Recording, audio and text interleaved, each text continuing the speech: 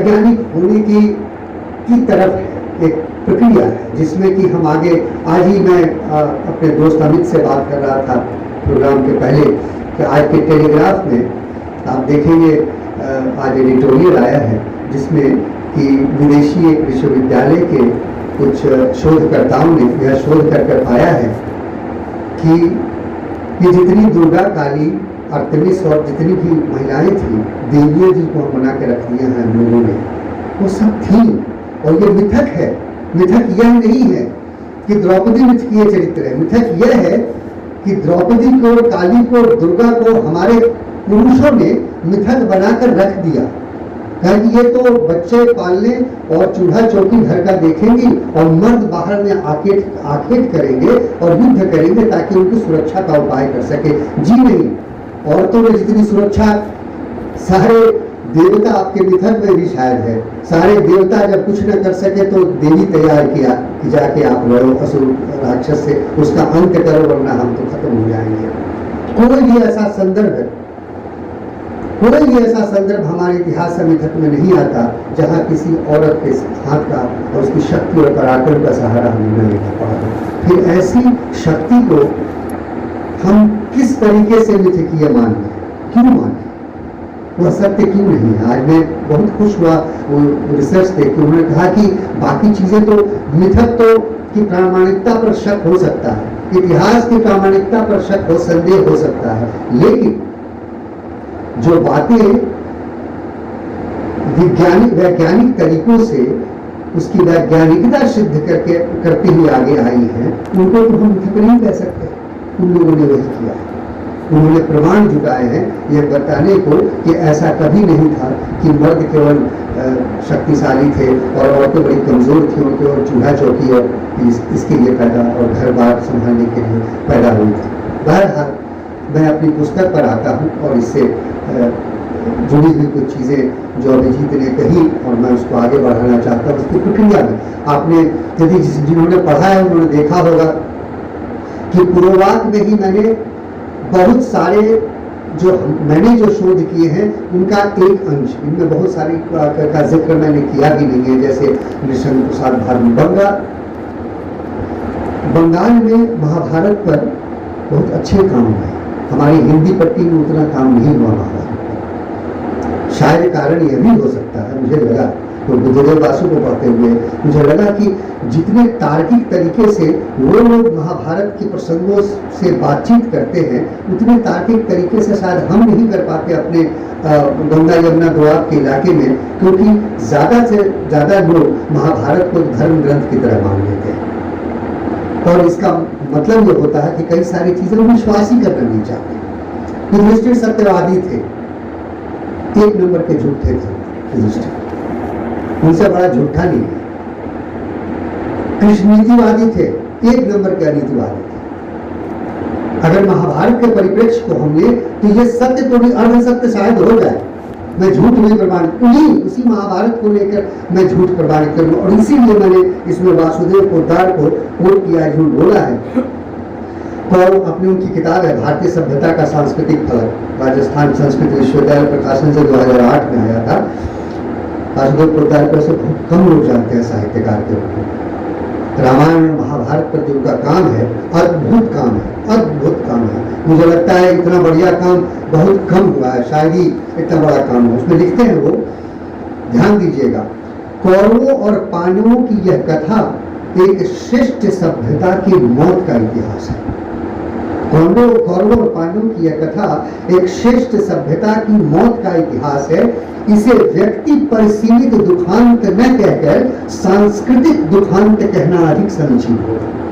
महाभारत एक काल भी है, एक नियति भी है।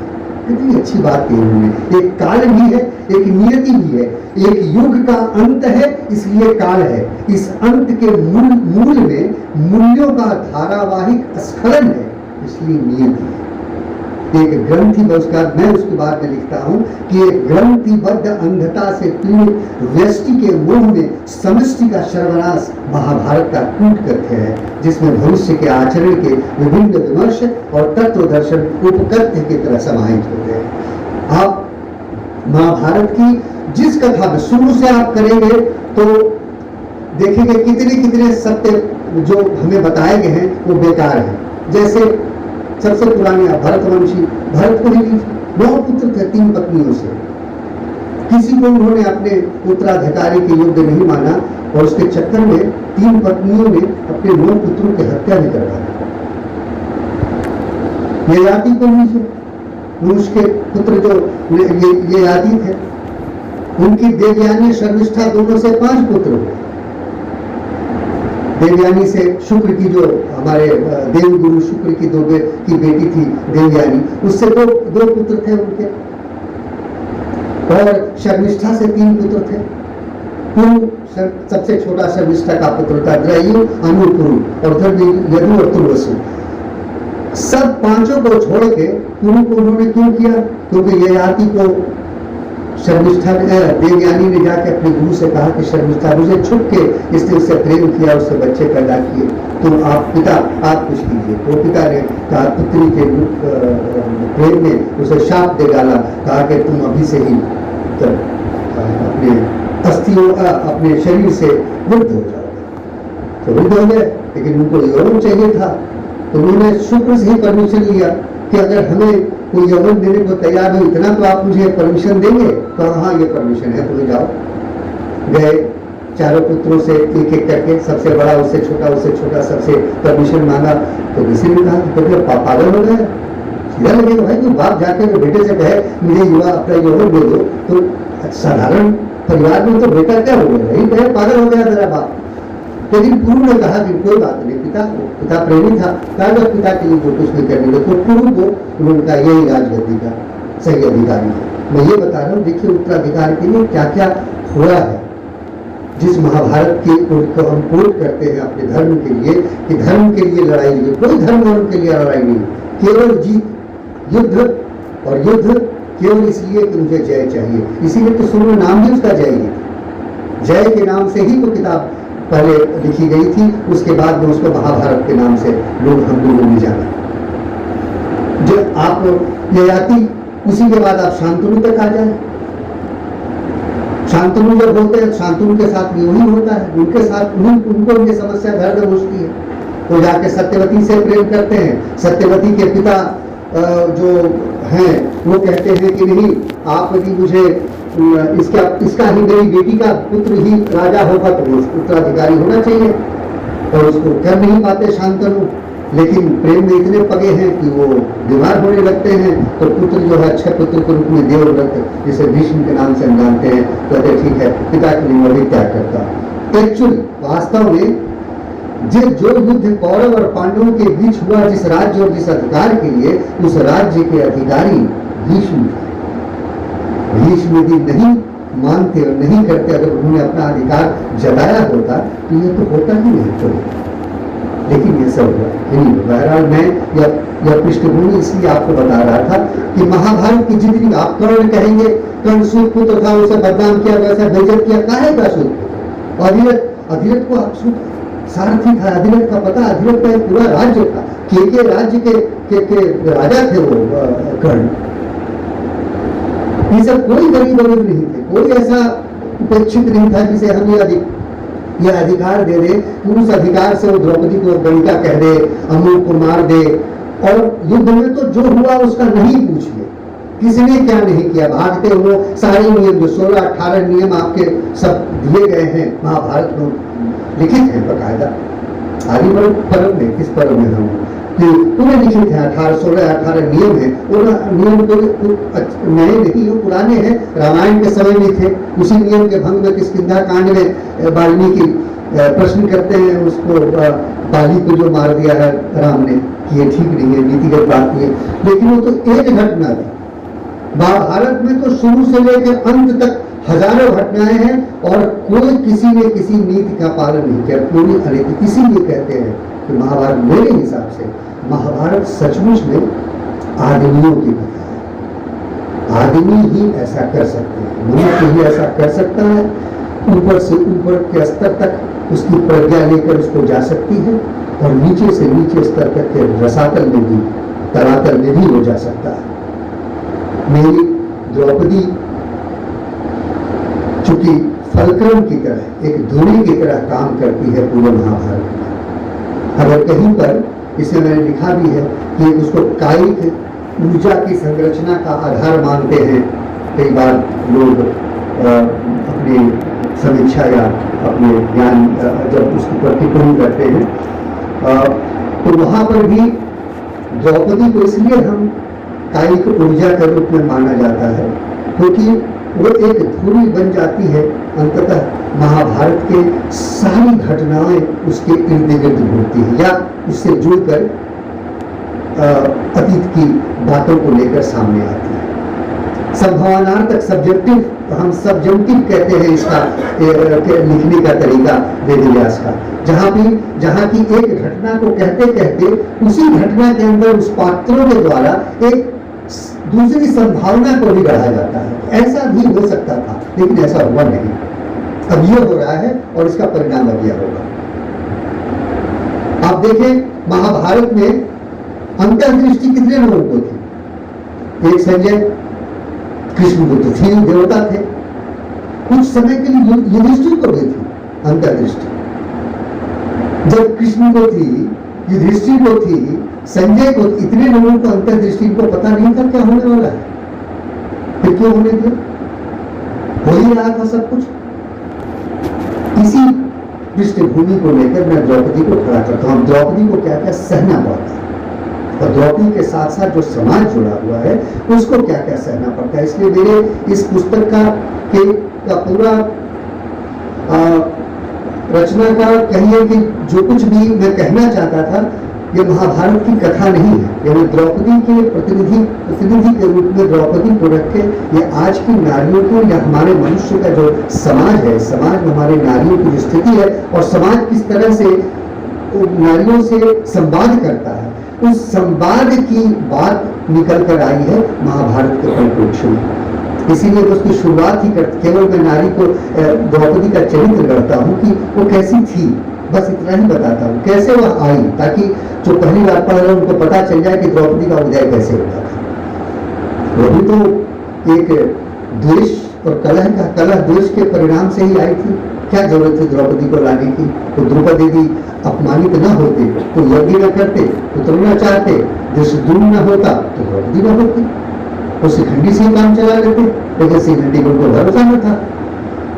तो इस तरीके से उसका उदय होता। उसके बाद मैं सीधा चला जाता हूं कि जब द्रौपदी मरने लगती, क्योंकि कहते हैं, हम लोग कहते हैं भाई जब मृत्यु आदमी सामने देखता है, मृत्यु शैया पर जो आदमी होता है उसको सारा कुछ अतीत का पूरा जीवन उसके सामने घूमता होता है, अच्छा बुरा, नेक या कलह विद्वेष द्वेष, सब कुछ घूमता होता है। तो द्रौपदी उस समय पुकारती है कृष्ण को।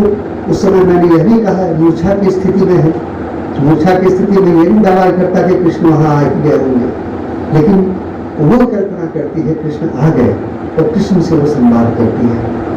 एकांगी संवाद है, कोई कृष्ण उसका जवाब नहीं देते और न वो जवाब चाहती है, वो केवल बताए जा रही है और बार बार उनको यही कहती है। रह कर इस रक्षा में आप देखेंगे और रह कर ये आएगा, कृष्ण हमेशा उसको कहते थे कि ये सब माया है, तुझे नहीं पता, ये सब कट जाएगा, ठीक हो जाएगा सब। वही बार बार कहना चाहती है कि वासुदेव तुम इसको सबको माया कहते हो, ये माया है, फिर इतनी पीड़ा क्यों देता है मुझे, और इतनी पीड़ा मुझे अर्थ क्या है, इतनी पीड़ा किसी नारी को क्यों दी मिलती है।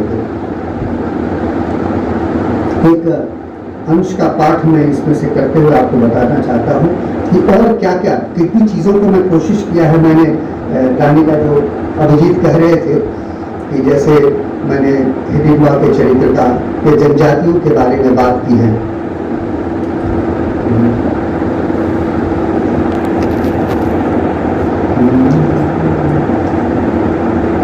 खांडव वन के वनस्पति और जीव जाति सजीवों को पांडवों की सुविधा हेतु जला दिया सब जीवों को। शेष रहा न जीव कोई, बस माया एक बचा था, असुरों का वह वास्तुकार जिसने इंद्रप्रस्थ रचा था। माया के बारे में भी, माया को मार देते, किसी को नहीं छोड़ा कृष्ण ने पांडवों के साथ मिलकर, सब जला दो। क्यों? वर धन वर विस्तार में कोई नहीं हो आगे कठिनाई, इसीलिए तो खांडव वन में आग भयानक लगवाई। तुमने अर्जुन से मिल जैसे कर्ण की हत्या की थी, द्रोण के वध के पहले भी कुछ ऐसी छवि दिखी थी। एक निषादिन और उसके पुत्र 5 को बलि चढ़ा, लाक्षागृह की अग्नि से जब भागे पांडव जान बचा। कुंती और विदुर को उस दिन ज्ञात थी ये अग्नि लीला, नीति नियम के सारे गुण तक धर्म पड़ गया जब नीला। याद करो कि कटे थे कितने एकलव्यों के दक्ष अंगूठे, जिनके रहने से पड़ जाते अर्जुन के सब कौशल झूठे। और हिडिंबा की सोचो क्या त्याग किया था उसने, उसके प्रेम के फल को लेकिन प्रेम ही आया डसने। रहकर निपट अकेले जिसने जना घटोत्कच बड़ा किया, बिना द्रोण जैसे गुरु के ही योद्धा ऐसा खड़ा किया। जिसके शौर्य के किरणों में जब भस्म हो रहे कौरव थे, देव अस्त्र का कर प्रयोग बचा रहे जब गौरव थे। एकाग्नि का प्रयोग करवाया गया था घटोत्कच पर, किए तो मार देगा। दुर्योधन ने कहा तुम कब तक अर्जुन के लिए रखे रहोगे, तो हमारा ही सर्वनाश हो जाएगा। एकाग्नि का प्रयोग करके घटोत्कच को मारा गया। हमने कृष्ण को बताया, यही बात मैं कहना चाहता हूँ। जिसके शौर्य के किरणों में जब भस्म हो रहे कौरव थे, देव अस्त्र का कर प्रयोग जब बचा रहे वो गौरव थे। तुम्हें ज्ञात था उसी अस्त्र से अर्जुन का वध होना था, उन्हें बचाने हेतु घटोत्कच केवल एक खिलौना था। जनजाति की उस हिडिंबा में कितनी कुलीनता भारी थी, कुरुवंश की नारी के समक्ष कितनी समर्थ वह नारी थी।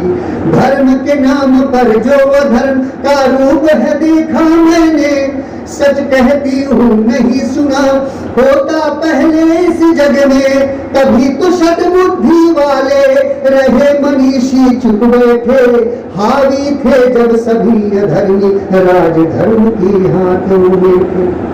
हावी थे नारी की लाज पर अधम पुरुष दुराचारी, कैसे कहूँ उन्हें सहना था महापुरुषों की लाचारी। जिस क्षण समग्र पुरुषत्ता का धर्म था केवल मेरी रक्षा, अपमानित मुझे छोड़े अकेले करने लगी थी गहन समीक्षा। हे जनार्दन हे केशव तुमने तो सब कुछ देखा था, हे जनार्दन हे केशव तुमने तो सब कुछ देखा था। कैसे भला कहोगे उस क्षण जो देखा वह धोखा था। जैसे छायाहीन पथिक हो पेड़ों के हट जाने से, छंदहीन होते जीव पंछी पंखों के कट जाने से। ऐसे ही मैं छिन्न भिन्न इस जीवन से टकराती, पट्ट महिषी बनी हुई कुरुवंश की लाज उठाती। धस गई हूँ इस कीचड़ में राजनीति एक भीषण में, सर्वस्व बिखेर गया जो मेरा ऐसे एक शापित घर में। कहो तो गोविंद कहाँ से माया इसे कहोगे, मन में बैठी इस कचोट को कैसे तुम हर लोगे, कैसे तुम हर लोगे। इसके आगे मैंने एक प्रसंग अश्वत्थामा का भी दिया, जहाँ द्रौपदी कहती है कृष्ण को, पता है अश्वत्थामा को क्यों क्षमा किया था मैंने, ताकि इस जग में रहकर भटके वह इस ज्ञान को पहने कि पौरुष और सौंदर्य शोभता केवल विनय के हाथों में, ना कि क्षुद्र हृदय में पलते पल पर कल्पित हाथों में। अगर आपको याद हो, अश्वत्थामा के हाथ में जो अस्त्र था वो शिव का अस्त्र था, खंड, जिससे जाकर उसने वध किया था। बाकी पांडवों का और 5 द्रौपदी के पुत्रों का, द्रौपदी ने उसे क्षमा किया था। और कृष्ण उसके बाद में उसकी मणि जो ये प्रतीक मैं मानता हूँ वो ज्ञान का प्रतीक है। जिस आदमी के पास ज्ञान बिना अनुशासन और बिना दायित्व या कर्तव्य बोध के केवल वंचना बन के रह जाता है। ज्ञान का अर्थ कभी भी पूर्ण रूप में ज्ञान ढंग से परिभाषित नहीं होता। यदि किसी यही अश्वस्थामा के साथ हुआ था, तो कहती है, जाने यह अश्वस्थामा भी कि मलिन हुआ उसका भी पौरुष, द्वेष के हाथों अस्त हुआ पिता द्रोण जैसे का आरुष, मस्तिष्क पर राज हृदय का हो, धन पर विवेक और बुद्धि का, अनुशासन में करुणा हो और न्याय धर्म की भीत बने, पाखंड नहीं हो शब्दों में, भावों में जीव की उष्मा हो, सब त्याग करे सबके हित में, कोई तो ऐसी रीत बने। कहते हैं मानव का जीवन ईश्वर प्रदत्त है खाती, फिर इतने पाखंड में क्यों जीती है मानव जाति? ये द्रौपदी का प्रश्न है, इतना पाखंड क्यों करते हो तुम लोग? अब इस अगर हमारी रचना को ले, इसके पहले एक प्रसंग आता है।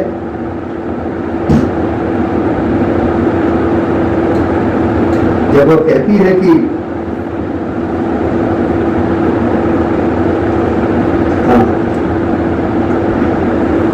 जिस मानक की तुला पे बहुधा मुझको तोला जाता है। पुरुष समाज हमारा जो कर्तृत्वता के बारे में कह रही है कि जिस मानक की तुला पर मुझको बहुधा तोला जाता है, उस मानक का कोई बिंदु क्या उनके हिस्से आता है? जो बहुधा कहते अपने को राजवंश के अधिकारी, उनसे पूछो, उनको पता है उनका कौन सृजनकारी? किस साधक और किन देवों के वीर्य से उनका हुआ निषेचन? कह सकते क्या उनमें कोई कौन पिता थे कौन निवेदक? बिना किसी अपनी माँ के कोई बच्चा कह सकता है उसका पिता कौन है? माँ तस्दीक करती है कि तुम्हारा पिता ये है। मैं नहीं कह सकता मेरा पिता, मैं लिखता हूँ, सबसे पहले आपके डॉक्यूमेंट में लिखा जाता है पिता का नाम, माता का नाम, पिता का नाम। अरे पिता का नाम, पिता का अस्तित्व इसीलिए है कि माँ जिंदा है और माँ कहती है कि ये तुम्हारा पिता है। यही बात मैं कहने की कोशिश कर रहा हूँ कि किस साधक और किन देवों के वीर्य से उनका हुआ निषेचन कह सकते क्या उनमें कोई कौन पिता के कौन निवेदन? कर्ण ने तो फिर भी मरते दम अपना पक्ष निभाया, किसी प्रलोभन से उसका विश्वास नहीं पाया। उसने वही चुना जिसने उसे महत्ता दी थी, छल उपेक्षा के बदले थोड़ी सी सत्ता दी थी। कभी जो कुंठा समुदाय की व्यक्ति को दोषी ठहराती, तत्क्षण उसके आहट मन में क्रोध की बदली गहराती। और समय के साथ यदि अधिकार और सत्ता पा जाए, आयु कई सारे लोग हैं जिसको आप इससे जोड़ सकते हैं, और समय के साथ यदि अधिकार और सत्ता पा जाए, याद रहे समुदाय पे अपना गर्व लिए वह चढ़ाए। यही था कारण दुर्योधन और कर्ण के चयनित धामों का, ईर्ष्या द्वेष से रचे गए कुछ चरम कुटिल परिणामों का। हम सब भी उसके भागी हैं, कहने को बड़े समाजी हैं, जहाँ को जो अंदर केवल स्वार्थ के अनुरागी हैं। यह कैसा युद्ध था वासुदेव जो दे गया है केवल खेल? यह कैसा युद्ध था वासुदेव जो दे गया है केवल खेद? साम्राज्य ये कैसा जिस घर में छाया हो हर पल निर्वेद? युद्ध ये कैसा जो नारी के मत्थे सब मर जाए? सारी पीड़ित सारे करोड़ नारी के मत्थे जिनमें हिस्से आए। जीवहीन पत्थर को भी लगती टिकने को माटी, नहीं तो वह ऊंचाई से गिर हो जाता है जीवन का। जीवहीन पत्थर को भी लगती टिकने को माटी, नहीं तो वह ऊंचाई से गिर हो जाता है जीवन घाती। मैं नहीं, कृष्ण को कहती है वो, मैं नहीं तुम्हारी फरियादी जो मांगे तुमसे जीवन, मैं तो केवल दिखा रही तुम सब पुरुषों को दर्पण। नारी को धारण करने की तुम्हें कला नहीं आई, प्रेम नारी का पाने को की जीवन भर चतुराई। तुम सब में देखा है मैंने स्वार्थ भरे पुरुष का रूप, प्यासे को ललचाने वाला सूखा जीव एक शापित हूँ। जैसे मैं कोई जीव नहीं, सदियों से पलती बीड़ा हूँ, अंत न हो जिसका कोई वह नर्तन करती पीड़ा हूँ। पहले दिन से ही इच्छाएं मुझे छोड़कर चली गई, कहकर कि तू है द्रौपदी अनजाने ही चली गई। कहकर कि तू है द्रौपदी अनजाने ही चली गई। सहवासों की लड़ियों में मैं बंधी रही इतनी बुड़कर, समझ न आया क्या मैं केवल मनोरंजन को थी सहचर। मुझे ब्याहटा रक्षण में सबने रास रचाया, और उनके सम्मान में मैंने सब कुछ गले लगाया। उस दिन भी तो भंग हुए थे धर्म के कोमल रेशे, प्रणय निवेदन पर कुरूपी के अर्जुन झुक गए जैसे। उस दिन भी तो भंग हुए थे धर्म के कोमल रेशे, प्रणय निवेदन पर रूपी के अर्जुन झुक गए जैसे। फिर तो जैसे मुक्त हो गया सब कुछ धर्म के चंदन बंधन से, फिर तो जैसे मुक्त हो गया सब कुछ धर्म के बंधन से। धुला प्रतिज्ञा का चंदन भी रति लीला के चुंबन से।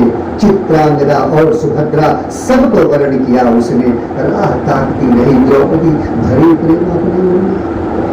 जिस आदमी को स्वयंवर में मैंने वरा उसको मैं चुन के आई, वही चारों तरफ घूमता फिर रहा है, सब जगह सबको मिल रहा है, मुझे नहीं मिलता। ये पढ़ी ऐसा कुछ नहीं है कि अर्जुन के प्रति उनका, और उसके लिए लांछन क्या, स्वर्गारोहण पर्व में, स्वर्गारोहण के समय जब पहले द्रौपदी गलती है, गिरती मरती है, तो भीम जब बचाने जाते हैं, जो युधिष्ठिर उसको रोकते हैं, क्या कह के, इसने पक्षपात किया।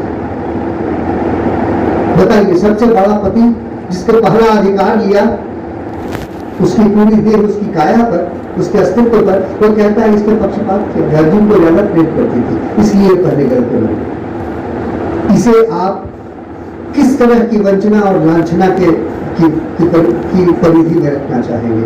मैं इसको किसी परिधि में नहीं रखता। इससे जघन्य और कुत्सित विचार किसी सत्यवादी के हो, ये मैं कल्पना भी नहीं कर सकता। और इसीलिए ये बात मैंने निकल के, और तब कहती है वो अंत में,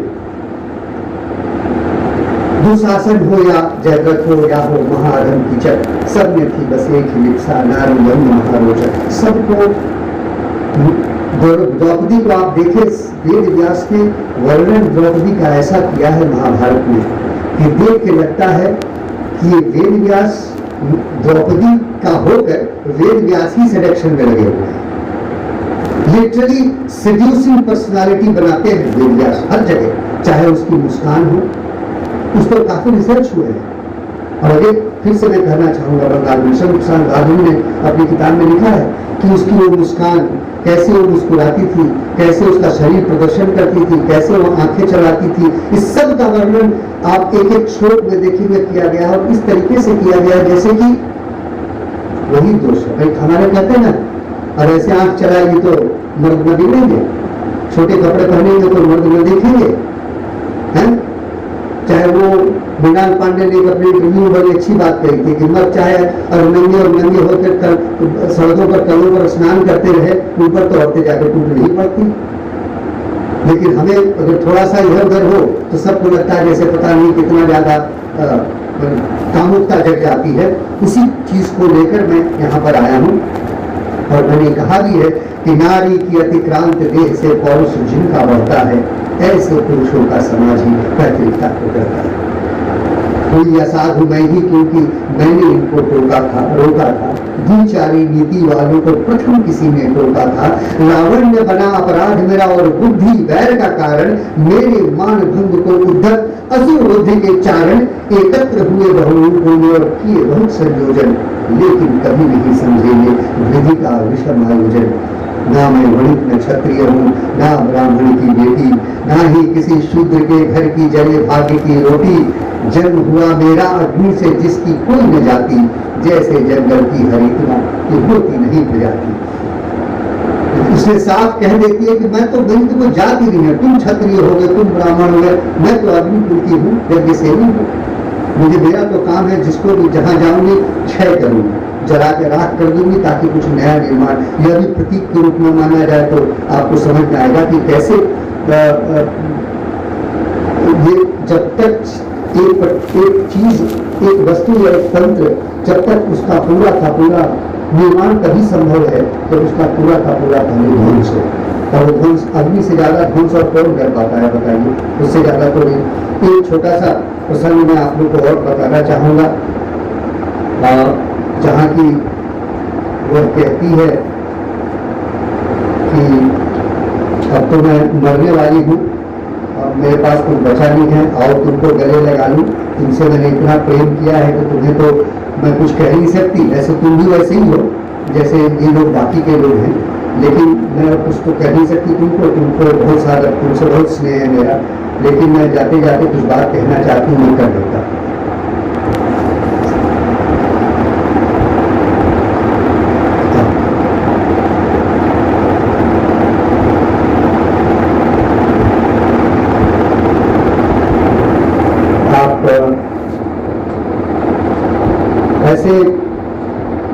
मैं कहाँ से उठाऊँ ये कहना बड़ा मुश्किल है, लेकिन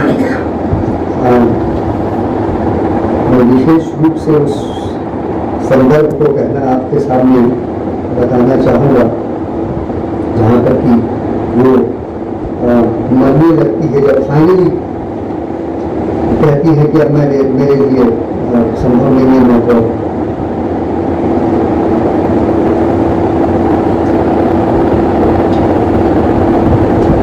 नहीं कहनी है, मैं चाहता हूँ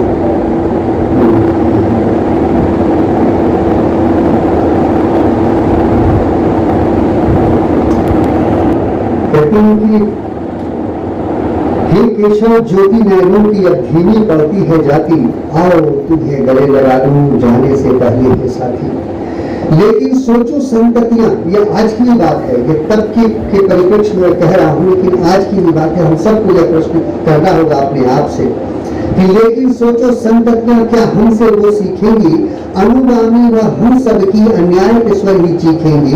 उनमें भी होंगी कई द्रौपदी और होंगे दुर्योधन भी, दुशासन तो निश्चित होंगे और कीचक के वंशज भी।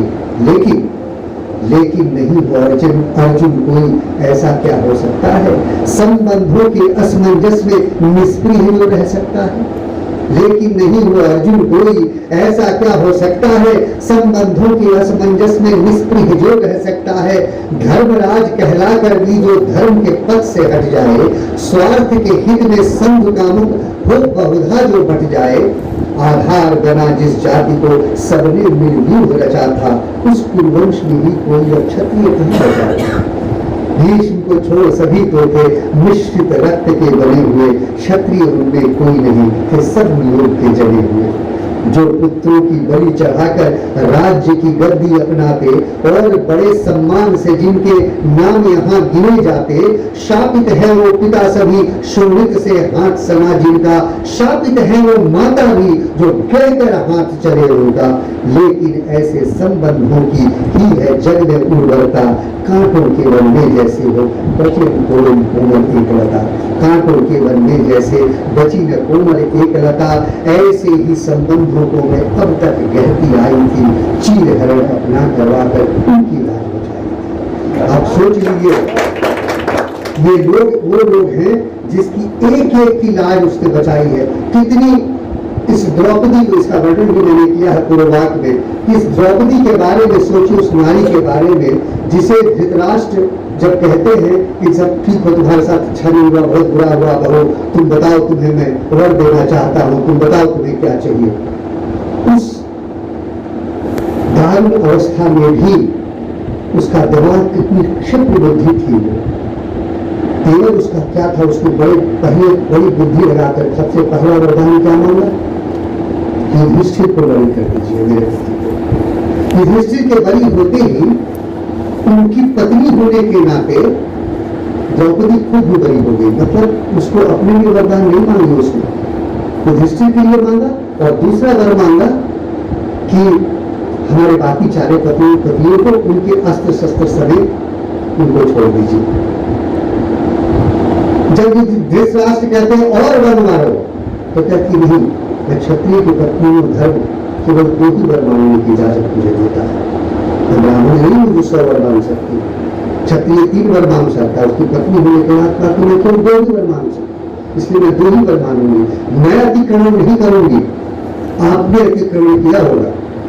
और ऐसी नारी को, उसके बाद भी मैंने इसमें पूर्ववाक में बताया है कि भामा के साथ, जब सत्यभामा के साथ उनका जो संवाद होता है, उसमें क्या क्या काम करती है वो अपने राजकाज का, वो सब आप देखें तो आश्चर्य होता है कि ऐसी नारी के लिए कोई कैसे कह सकता कि वो अंधे का पुत्र तो अंधा होगा। ये तो भले ही नहीं कही किसी भी श्लोक में आप सारे पांडव हैं उन्होंने हंसी उड़ाई दुर्योधन की। दुर्योधन तो बड़ी जंगलात जुटता था, अपनी लोगों की क्या बताए सहानुभूति पाने के लिए जहां तहां जोर बोला करता था।